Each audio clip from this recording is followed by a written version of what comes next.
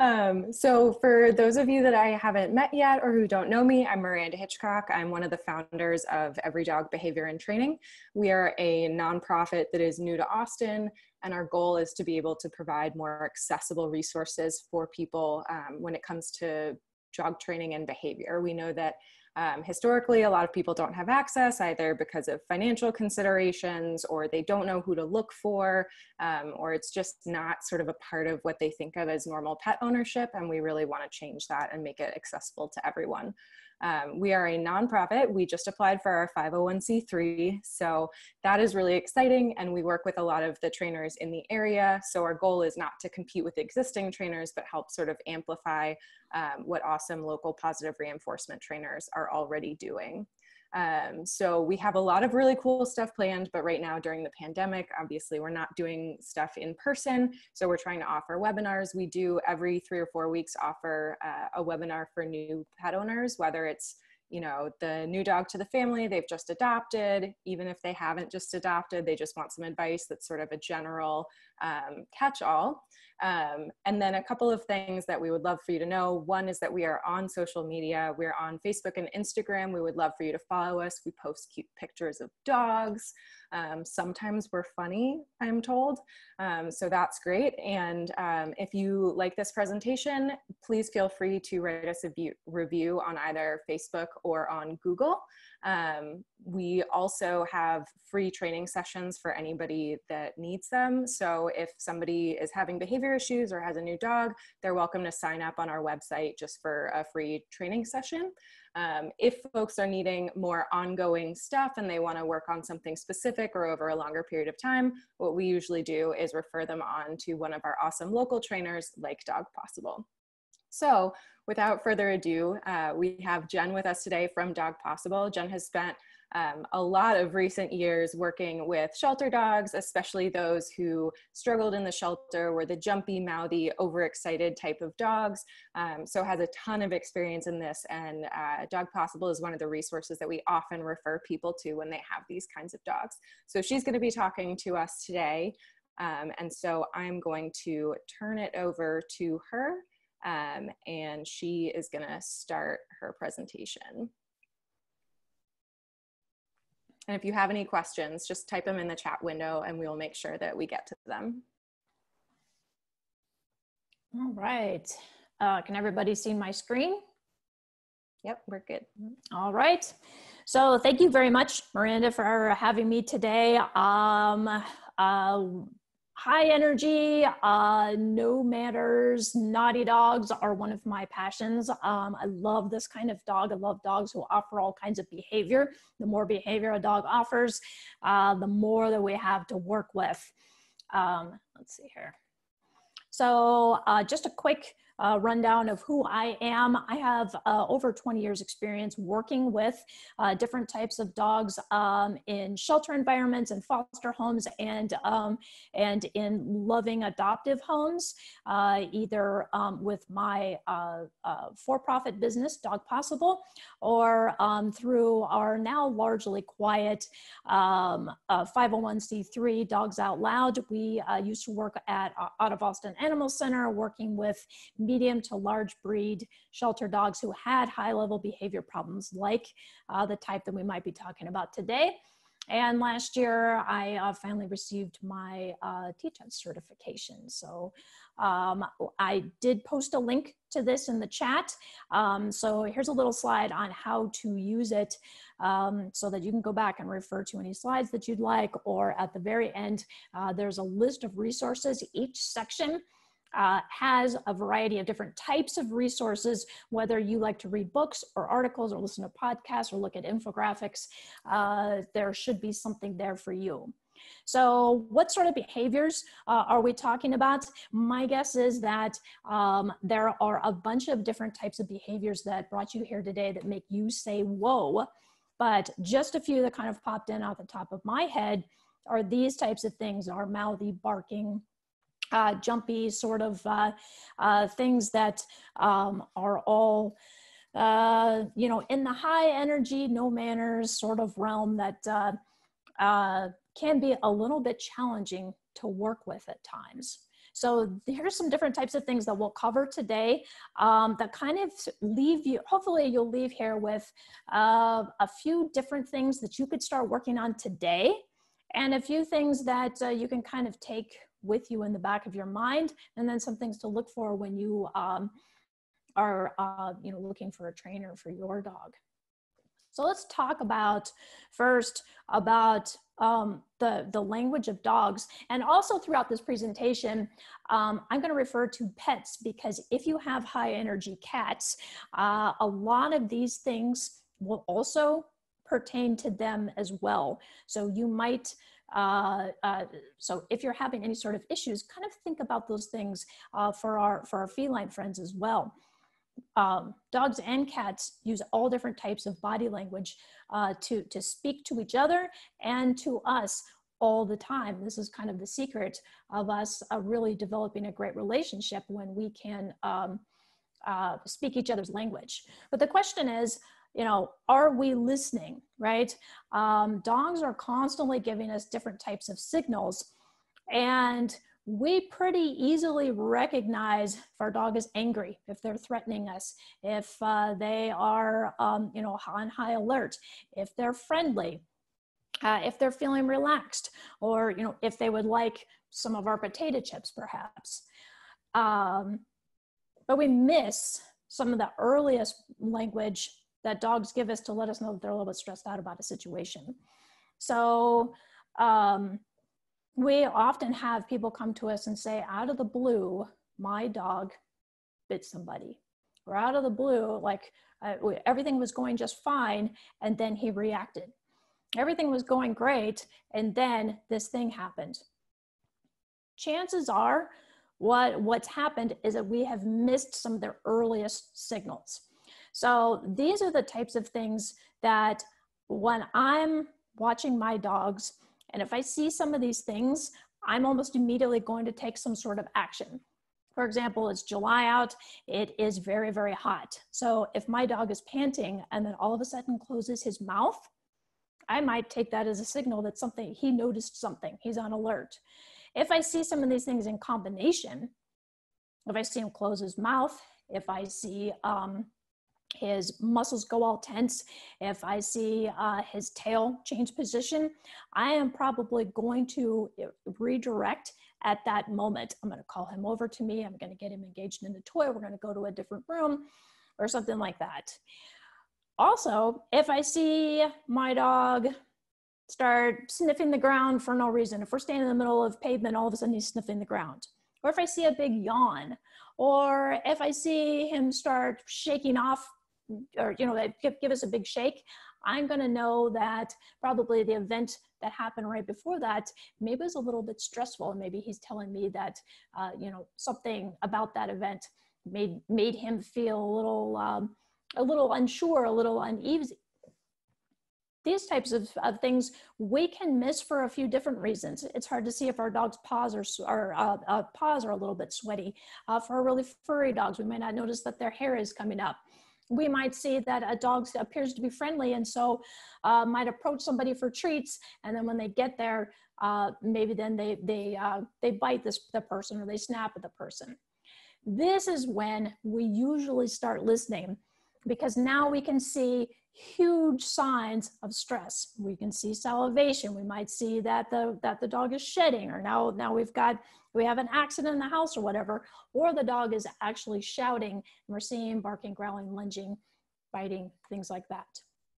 So the takeaway here is to study your dog and learn her tells. And the best way to study dogs is to watch dogs all the time, perhaps even interacting with each other. The city shelter offers play groups. There's dog parks around. Just going and watching and observing what dogs do that seems a little bit out of the ordinary. Do they flip their ears? Do they change their tail position? Do they get a little stiff or whatever? And then see what happens next. Because when we catch these early stress signals, then we can really quickly get into management mode, or even better, into training mode. So let's talk a little bit about management mode, because it's okay to take the easy way out. A lot of times we can pretty easily solve a problem just by simply rearranging the environment, right? A good way to start off our management protocols is through routine and structure. Routine and structure create a predictability and a security that dogs love, and it decreases stress about what's going to happen next. If we are basically, sleeping at the same times, eating about the same times, we know we're going to get to go for a walk, and we're going to have some playtime, and there's going to be some learning experiences, and we're going to get to have some enrichment, but in this predictable, consistent daily routine, then that's a really easy way to reduce some of that stress-driven energy. And then also including a little bit of time for structured downtime will help your dog to learn how to relax on his own. And we'll talk a little bit about that later. So if you are the type of person like me whose day is pretty rigidly structured, then it might be easier for you to get your dog into a routine because you can just have your dog follow your routine. But for people who aren't, whose day is a little bit more chaotic, things change a little bit more, it can be helpful to write things down.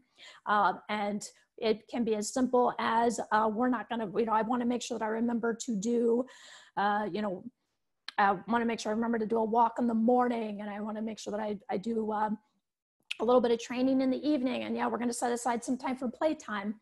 Or it can be as detailed, depending on how energetic your dog is, how much of a problem it is. It can be as detailed as something like this, right? Where we go from wake up to bedtime and everything in between.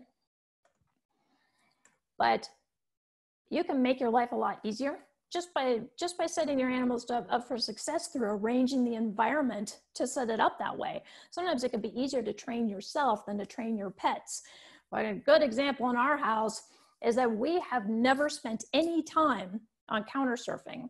And for some reason, I seem to get a lot of pets, dogs and cats, who love to counter surf. They want to have everything on the table. I've got my cats up on my counters. I got my chihuahuas stealing stuff off the coffee tables and whatever.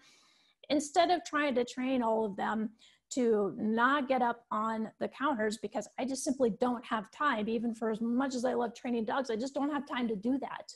So we use things like baby gates and crates and enrichment food puzzles for them to arrange the environment so that it's just not a problem.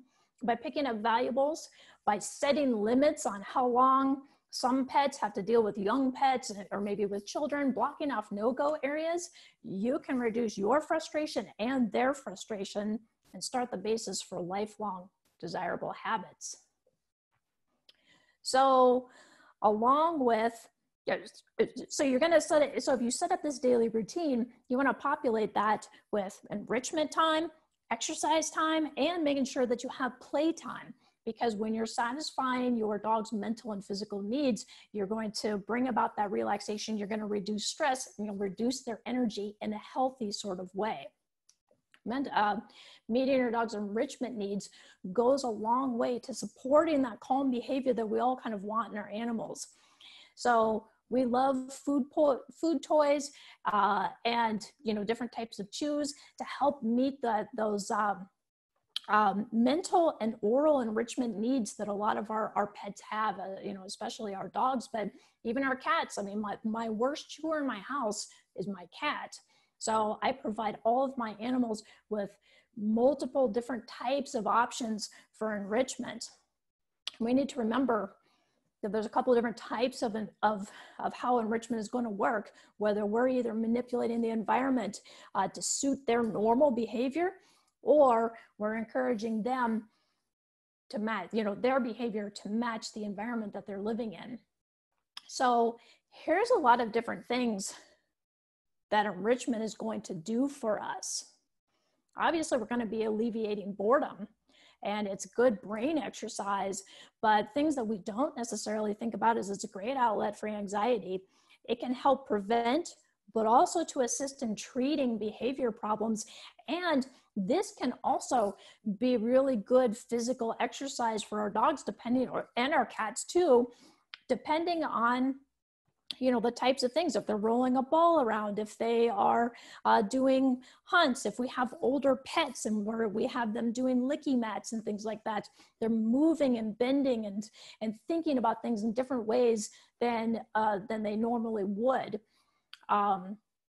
In multi-pet households, offering more things rather than less things can actually reduce competition, and it's a lot of fun for everybody, which we always want to have. So these are just a few different types of enrichment that I always encourage my clients and foster parents that we're working with and at the shelter to have. Whether we're looking at different types of exercise, where olfactory enrichment is hugely important for dogs because, you know, their main sense is their sense of smell. And then all of these different types of enrichment, you know, they can be done with a buddy, right? Thinking about you know, how we can use these different types of things to satisfy their needs and keep their day a little bit more interesting. Because sure, we want that consistency and that structure, but we can kind of shake it up a little bit in how we make that happen each day. And then I always want to remind people, play with your pets every day. And so that sounds a little funny to say because, you know, we're spending time with them all the time, especially right now if we're kind of stuck at home. But play has more benefits than just a fun game, right? There's all different sorts of things that you do during play that can, you know, sometimes only be found during play.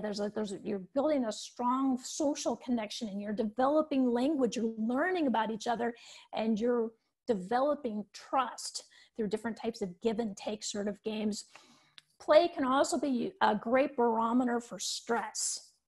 So if an animal who played yesterday won't play today, that can give you a really great hint that maybe there's something wrong. They're stressed either mentally or emotionally or physically. Maybe they're not feeling well. If they are stressed mentally or emotionally, you might be able to use play to address that stress itself. Play also synergizes well with most training plans. Studies have found that dogs who play for a good while, after they have a training session, they retain the knowledge that they gained, the skills that they gained, for much better than dogs who didn't play afterwards. So I encourage everybody to play with their pets for at least 20 minutes a day, and after every time that you do an actual, like a formal training session. So let's talk about how are we going to make some training plans, right? And we're not going to get down into nitty gritty, but let's just kind of talk a little bit about the types of things that you should be doing with your dog, like how to, you know, focusing on what you do want to do so you can stay in that positive realm, because we want to stay in the positive training realm. There's all kinds of things that we obviously don't want our pets to do, but those tend to be the types of things that we focus on, especially with this high energy group where it seems like everything that they're doing is wrong. And I mean, it's just so many things. They're chewing up our stuff. They're jumping all over us. They're pulling us down the street. And sometimes it can get a little overwhelming and frustrating for us. But we do have to remember that the more that we have to say no, then the more that we're introducing punishment and frustration into that relationship, and it's going to stress you out as much as it's going to stress your dog out. So how do we deal with that? A lot of frustrating behavior happens when we're not in training mode, and when we're not specifically interacting with the dog, when we're not telling the dog specifically what to do. And it could just be just as easy as, I worked all day, I'm tired, I want to just sit down, I need to cook dinner, I don't really want to train right now. So frustration happens when the path to reinforcement isn't clear, when the dog can't figure out how to get what they want, when they usually get something, get our attention in a particular way, and they're not getting attention. They usually get a walk at this time, they're not getting the walk. They want something and they can't get it. They don't know how to get it. And so that's frustrating. And that's where we kind of start to see some of those behaviors that are really irritating and really the things that really are kind of drive us crazy, right? So in those moments, think about alternate behaviors, okay? what's something that my dog could do right now that is just different from what they're doing, right? What it means is that you have this little box of pre-trained, non-irritating behaviors that you can use in the moment just as a shortcut, okay? It means that you're gonna practice these things a lot because they're gonna be easy to do. Again, you're gonna practice them a lot, and they have what's called a high reinforcement history, which means that every single time they've done it, you've rewarded that behavior somehow, whether you've paid it with a treat, or you've played a game, or you've given them attention, or whatever. For whatever reason, that's a highly rewarding behavior. Okay, so in the moment, my dog's just driving me crazy. I need an alternate behavior. So what you do is you ask yourself, what's causing this behavior to happen? I'm trying to load dishes into the dishwasher, and my dog is climbing into the dishwasher. He's stealing the dishes. He's licking the old food off the plates. He's grabbing the steak knives, right? The cause of the behavior is probably bored. You're not giving him attention. The food on the plate is delicious, right? What is the opposite that she could be doing right now? What's the opposite thing that she could be doing? And then we're going to ask her to do that behavior instead. So here's a few smart tools to have in your toolbox. These would be things that you'd practice a bunch ahead of time, and then you can use them in the moment. So in the case of we're trying to load up the dishwasher, we're trying to cook dinner or whatever, it would be really fantastic if my dog would focus on a puzzle toy for that time. For 20 minutes, just go work this calm wobbler. Or if we have a good settle on a mat, for 3 minutes, while I load up this dishwasher, go settle on your mat. If we're going down the street and we know that a bike passing by is going to cause us an issue, could we get eye contact during that time? Could we get a sit before we go out the door? Can we do a down on a mat? Could we do some nose targeting or something like that? So we have a few little tools here that we can use in the moment to just change the moment. And sometimes if we change the moment, we can change how everybody feels about it. When we focus on what we want our dogs to do, this is a little bit easier to do. I always talk about catching your dog being good and rewarding that behavior generously. Because when we have these high energy, crazy dogs who are driving us nuts on a daily basis, it can start to feel like everything that they're doing is wrong. And pretty soon that's all we can see. But when we start focusing on what they're doing right, what we realize is that we're missing out on actually a whole bunch of good things that they were already doing, some things that we wanted them to do. And we're missing opportunities to reward those things. So I like to give my clients and my foster parents a challenge to catch your dog. And if you have a cat who's driving you crazy too, catch your cat doing something good on their own without being cued. You didn't ask them to do it 5 times a day. So what you do is you divide up some of the food. You feed them some of their food, maybe in a puzzle toy or a bowl or however you do that. And then you keep some of that back for treat stations around your home. And you watch for your dog or your cat to do something that you want them to do uncued. They grab the stick instead of the hose. They chew on their stuffy toy instead of your shoe.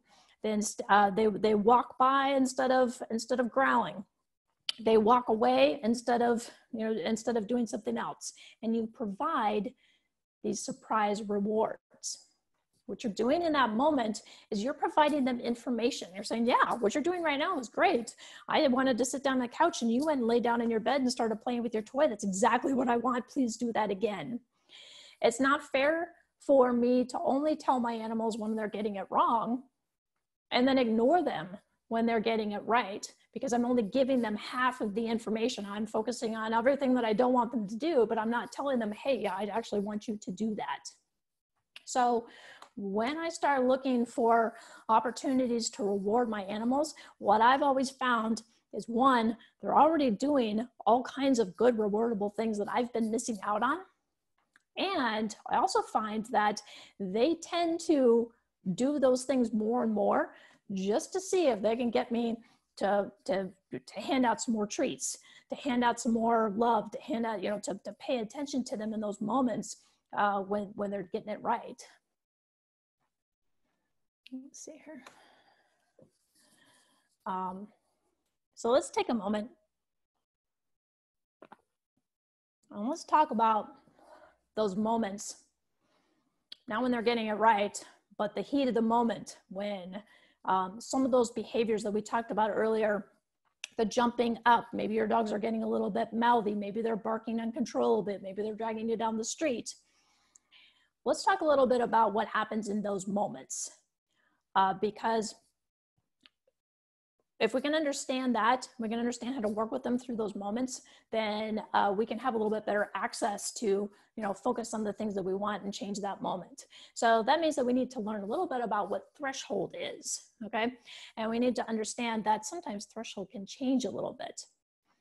Our high energy dogs are often a little bit over threshold, or if they're not over threshold, they're easily pushed over threshold. So in a nutshell, to help your dog, you need to understand what is her threshold in each given moment and how to stay underneath it. But you might be asking yourself, what in the heck does that even really mean? So I like to think about threshold as the line in the sand. Up to that line, my dog is okay. She can think, she can learn, she can respond to my cues. We're a team. We can work together in this circumstance up to this line. But we go over that line, and now my dog is in full-blown reaction mode. She's mouthy, she's reacting, she's dragging me down the street, whatever. She can't think, she can't learn, and really, I'm just in management mode. The only thing I could do at that moment is just get the heck out of Dodge, right? So to determine your dog's threshold in any given moment requires you to understand how it's kind of a mathematical equation that's sort of ever changing, right? It's how close is the thing that's bothering me? How long have I had to deal with it? And how intense is it, right? If we have a teenage wild child, they are pretty much just little hormone balls, right? So they can't really handle anything that takes a long time or gets too close or is just way too exciting, way too intense, or really any combination of those things without themselves just going over the edge, right? When we know how our dog is going to react to something, then we have an idea about how we can manage that situation or how we can get out of that situation a little bit easier, right? So if we're looking at threshold as the point at which our dog is going to react to a stimuli, and we think about her flight, fight, fool around, freeze, stimulus sort of kicking in, she is just too stressed and to learn. And she's too stressed to think and to learn and to even like really listening to you.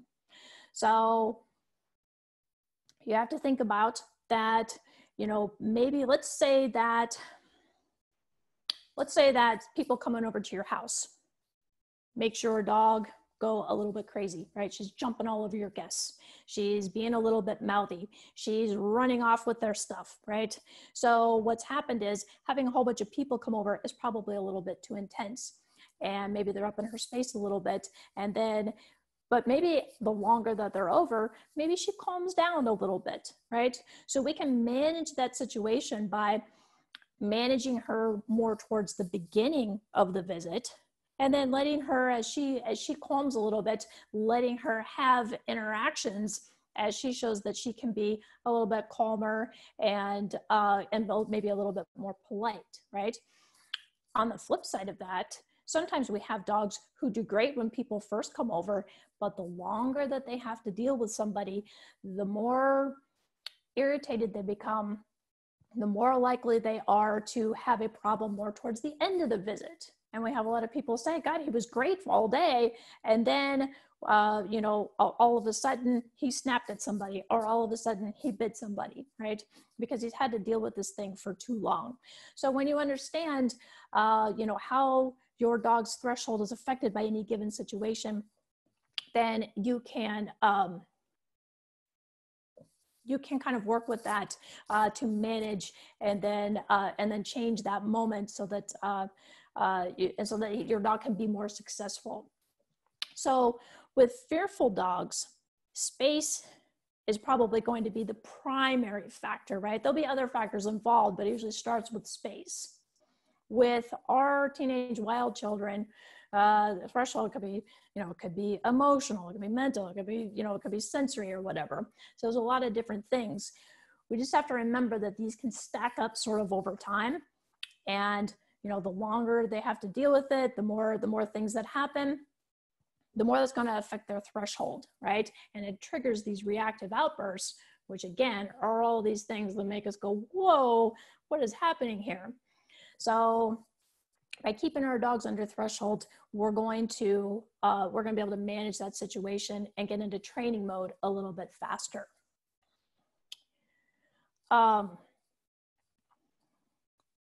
Throughout all of this, we need to teach our dogs how to relax. Even our high energy dogs, even though it may not seem like it, they can relax on their own, but you usually have to teach them how to do it. They're not like other dogs, older dogs, or just generally calmer dogs who can kind of do it on their own. Traditional sort of activities that we might think will take the edge of our dog's energy may not be enough for our teenagers or for our super high energy dogs or those dogs that brought you here to this presentation today. If all we ever do is physically exercise our dogs, we're going for longer walks, we're now going for a 3-mile run, we got to go for a hike every day, then all we're really doing is turning our high energy dogs into Olympians who need more and more exercise to take the edge off that energy. And usually for a lot of clients who come see us, that doesn't work out for very long because often something changes. The client has a surgery or an injury and now they can't do those exercises anymore. Their work schedule changes, a baby comes, something changes, and now we can't do all of that exercise. And now we have a dog who doesn't know what to do with their boundless energy otherwise. So as a T-Touch practitioner, I spend a lot of time working on the body inwards, right? And helping my clients help their dogs to relax, right? A lot of times we hear my dog touch, it riles my dog up way too much. My dog gets super mouthy whenever I try to touch. Or my dog just simply cannot sit still. We want to sit on the couch and my dog is like a tornado tearing the house up. So when we're using touch to relax our dogs, one of the biggest things is that we have to be really mindful about how we do that, okay? Patting your dog on the head like this is not going to help them relax. Doing rough, scrubbing sort of things, doing things that are fast or things that are have heavy pressure are not going to help the dog relax. So if you are touching your dog and they're becoming more mouthy, they're becoming more riled up, think about how you're using your touch, right? Speed, your positioning, and pressure always matter. Most people need to slow down. They need to use more or less pressure and just kind of really be present with the dog. Take that moment to be really present, right? There's different types of touches that can be a lot more soothing and relaxing. I always encourage my clients, however they pet their dog, if they come with somebody else, I'll say, pet your dog. And I'll say, okay, now do that to the person that came with you. And so that they can kind of, start to get that feedback about, how is that touch relaxing? Is that touch going to help me change my behavior? The other thing that we can do is different types of things to relax the mind. Training games, nose work. We'll talk more about nose work here in a little bit. Puzzle toys, training classes, different types of socialization opportunities build different types of muscles than just simply going for a walk or a hike or a run, right? This is my dog Rosie, and we're doing shape discrimination here in this video. She is learning to target the star instead of the pink square, right? She's 15 years old, and this is the type of exercise that we can do now, whereas she used to be a dog who could do a 10-mile hike back in the day. But here, even at 15, she's working on concentration. She's working on focus. She's exercising her older mind, and working on patience and impulse control, all these different things.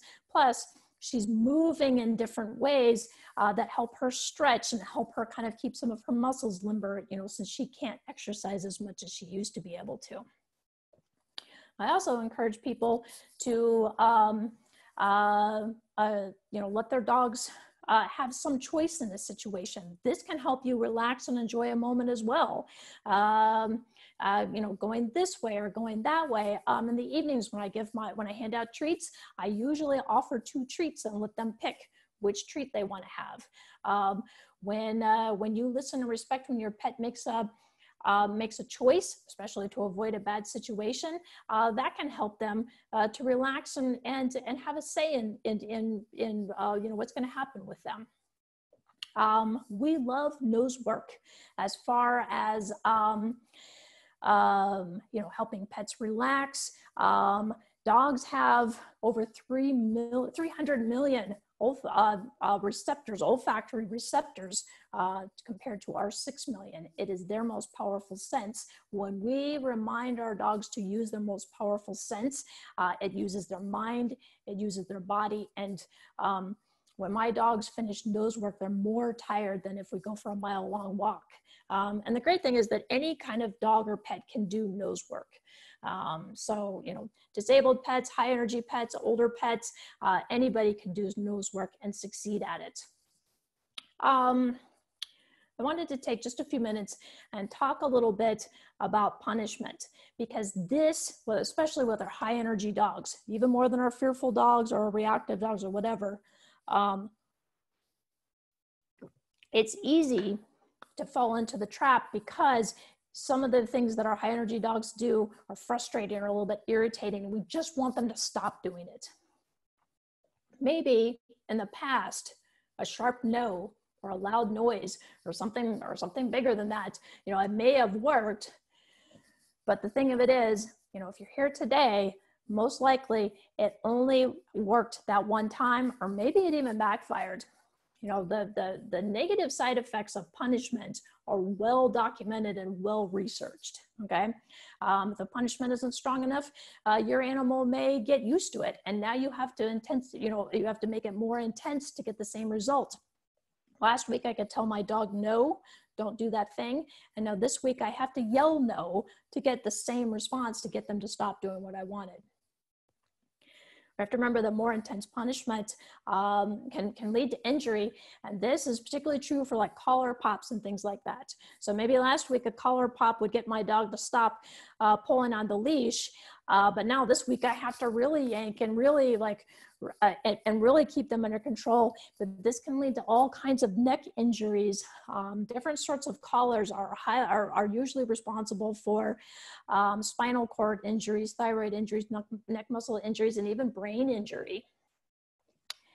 To be effective, a lot of different types of punishments have to elicit a fear response. So if we think about using like a spray bottle to get a cat off a counter, right? So we might use the spray, or to get a dog to stop barking at the window. Those are the 2 most common things I see spray bottles used for. People say, oh, now, even when I just reach for a spray bottle, they stop doing it. So people will count that as a success. But I would counter with, now you've introduced fear into your relationship with your pet, because now they've generalized when you reach for something that something bad is going to happen. And that's never really the type of relationship that we want to promote with our animals.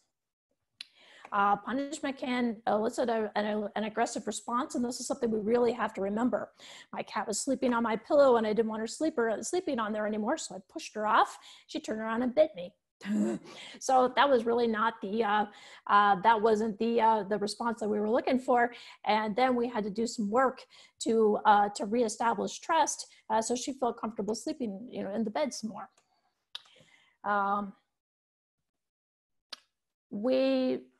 Punishment may seem like it works in the moment, but we have to remember that it doesn't change the underlying cause of the behavior. They still don't have the tools to be able to the animal still doesn't have the tools to do something else, to do anything else, or to do an appropriate alternate behavior. And it also doesn't acknowledge the fact that, somewhere along the way, we probably reinforced it. So now it's a little unfair for us, to say no, to provide punishment when we probably before said that it was okay. A big example of this is, a new dog comes into the house and it's okay for them to get up on the couch. It's really cute when they come up and they cuddle with us. But then mom comes over and maybe we don't want the dog crawling up onto mom's lap when she's trying to sit up on the couch. So then we punish the dog for being up on the couch. And, so now the dog is in conflict, and now we have introduced frustration into the relationship because sometimes it's okay and sometimes it's not okay. So of course, punishment can stop the behavior. That's the definition of punishment. But the question always is, what sorts of tools are you giving your pet? What sort of alternate behaviors are you providing them so that you're always pointing toward a path of reinforcement and making sure that you're focusing on what you do want them to do, because that's how you ensure that their needs are met. Before we get into my list of activities that I like to do, I just want to encourage everybody that I know that high energy, rowdy dogs are difficult to live with. I've lived with a bunch of them. And even I have sat down and I have cried tears over Labradors living in my house.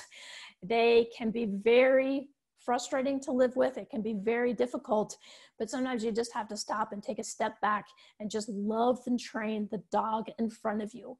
Just remember that you might have to have a lot of different approaches to maybe teach the same thing. Maybe their energy level is different, day in and day out. Maybe, your dog is not sure what you're asking them to do. But there's all different sorts of factors that play into how successful something is going to be. And these are just a few of them. Is your dog today feeling hungry? Or are they full? Are they tired? Are they not feeling well? Mentally speaking, are they bored? Are they motivated to even do what you want them to do? Are they not very well rested? Are they engaged or disengaged? What is their emotional state today? Are they feeling a little bit worried or anxious? Or are they feeling pretty calm and confident today? And then what's the genetic coding? What is in their DNA to do?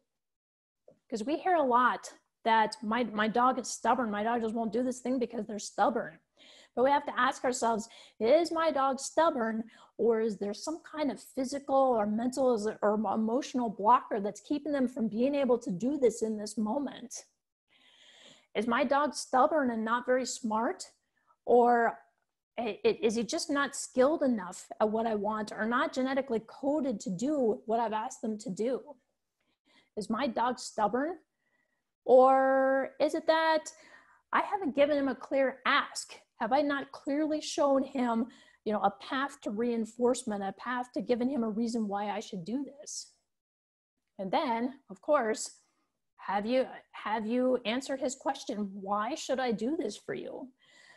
We have to get past the sort of outdated, outmoded, old school idea that dogs should just do what we want them to do whenever we ask them to do it because we asked them to do it. And that's the reason why they should do it. Each dog is a unique individual, and every dog that I've ever worked with has her own thoughts, feelings, opinions, and preferences that, frankly, we have to respect. What I've found in over 20 years of working with shelter dogs, foster dogs, and dogs living in homes is a very, very few of them are stubborn. I haven't ever really met a dog who's like, I'm just not going to do this today because I don't feel like doing this for you, right? There are a whole lot of dogs, though, out there who are mischaracterized and just flat out misunderstood. This is my dog, Jules. And he was one of those mischaracterized and misunderstood dogs back in the day because I didn't understand that I needed to treat him like an individual. I didn't look at the dog in front of me and answer his his question, why should I do this for you? And we had all kinds of problems, and we didn't have trust between each other. We didn't have a strong relationship. It wasn't until I started listening to his thoughts and opinions and respecting what he wanted at each moment that we really built a strong, long-lasting relationship. And it was totally worth doing. It was just one of the best. It was really one of the best times of my my time working with dogs, because we could really see how that relationship changed from me demanding that he do stuff to me asking him if he would do it and respecting him when he said he wouldn't do it. So there's all different sorts of types of activities that I like to use for impulse control and calming. And so I wanted to run through a few of these here now today. The very first thing that I'm going to do with the dog that I'm working with is I'm going to teach them how they're going to earn reinforcement. And we teach a number of different types of ways that they're going to earn reinforcement. Whether they're going to stay in position, I'm going to give it to them, or whether they're going to move out of position and go get it. Whether we're going to play, whether we're going to go outside, whether we're going to, leash up and go for a walk. All different sorts of cues that indicate that reinforcement is coming. We have a few different types of relaxation protocols, whether I want to relax the mind, which leads into the body, or I want to relax the body and then the mind sort of follows that. I think that recall is one of the most important things to work on, and we start working on it right away as soon as I get a new dog. And then of course we do a lot of nose work almost every day. These are my basic cues that I like my dogs and cats to know as soon as possible after they come to live with me. And these are things that we work on for a lifetime as our foundation behavior plan. And then everything else that we might do just builds on that. We can do all kinds of behaviors once we have a variety of targeting behaviors. Once we have some stationing behaviors. And of course, we work on husbandry behaviors daily, including holds and exams and pretending to give injections and nail trims and things like that. And then lastly, I just wanted to talk about a couple of things to keep in mind when you're choosing a trainer, because most likely you're going to be shopping for a trainer at some point. My mentor, Kathy Cascade, who is a T-Touch instructor out of Oregon, I think she said it best. Of course, a training technique has to get results, but in doing so, it should be humane and fair and honest to the type of relationship that you want to have with your pet, and everything pointing towards enhancing that relationship. So make sure that you choose a trainer whose advice you trust and training techniques that you can actually do with your dog. You're going to be paying this person a lot of money, and you're going to be taking their advice. You're going to be doing whatever they say to do. You're going to be doing it to your dog. So make sure you ask lots of questions. And if you don't like the answers that you're getting, keep shopping around. Miranda can help you, find a good trainer in Austin, or you can visit ethicsandanimalcare.com to find a humane pet professional in a variety of different fields, not just for training. So that's the end of my presentation. And then I just wanted to point out that we do have a whole bunch of resources here. So if you come back to this later on, just go past the end and you'll find different types of resources for each section. So that's all that I have for you guys today. Does anybody have any questions? It looks like Daniela asked about the link to the presentation that was mentioned at the beginning. So that is in the chat, and I will put it down here again just to make sure everyone can see that. If you have any other questions, please feel free to drop them into that chat box. And we will send out the recording of this as well. Jen has been kind enough to allow us to record this, so it'll be on our website, and we'll send out the link to everybody as well. And then again, shameless plug, these are my reminders, just that we are a nonprofit. The biggest things that you can do to help us right now are let people know that we're doing free consults, follow us on social media, and if you liked the presentation, please do leave us a review on Facebook or Google for Every Dog Austin. And please also check out Ethics in Animal Care. It's a great page if you're looking for a pet sitter, if you're looking for a dog walker. And thanks again to the folks from Dog Possible for doing this. So Jen, it looks like we've got a question from Travis. We have a 3-month-old lab who's very mouthy. One strategy we have heard is to ignore, but she still barks for more attention when we try to ignore. Are there ideas for barking outside of ignoring? Yeah, I used to give the same advice to ignore, but if you think about it, the dog is mouthing you because she wants attention. So by ignoring her, one, I mean, you're not giving her what she wants, which is very frustrating. And, you know, she's not, you can only ignore that behavior for so long, right? Mouthing starts to hurt after a while, right? So we recommend that you give her a mutually exclusive thing to do. And so my favorite way to deal with mouthing is to teach her to get a toy. Because if a Labrador has something in her mouth, then she can't also have you in her mouth at the same time. We actually do this with my 15-year-old Labrador, who still is very mouthy to this day. So we have a really fun game. Well, when we used to come home, she would mouth us, and it was very frustrating, and it was a lot of stress and a lot of tension right off the bat. So we started this very fun game where we taught her to go get her toy. And when she would run and get her toy, we would make a huge deal out of it. And as long as she has that toy in her mouth, we're playing, we're laughing, we're petting her, we're having a good time. If she drops the toy, then we'll kind of back off a little bit. We'll encourage her, okay, get that toy back in her mouth. And then as soon as she does, oh, good girl, good girl, good girl.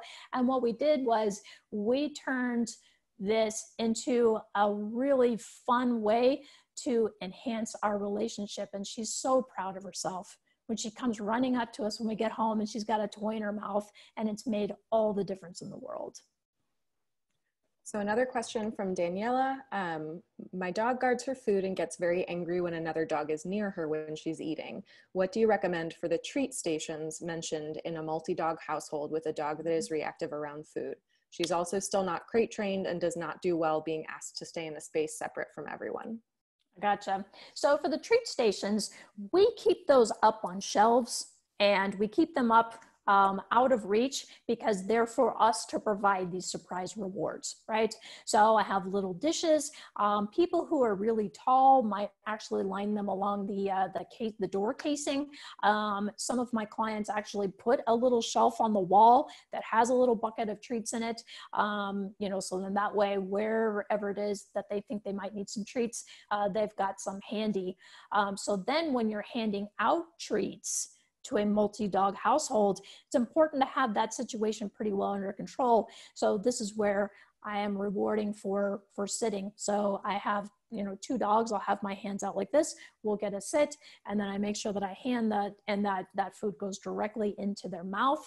If I have a dropped treat, then I'm getting everybody's attention, and we're moving away from the area. So I might grab some more treats, and I'll be like, oh my goodness, come on, let's go over here, let's go over here. And then we will go to a new spot. They'll get their treats, and then I might send them outside or to do something else while I go claim the one that fell on the floor. Does that answer your question?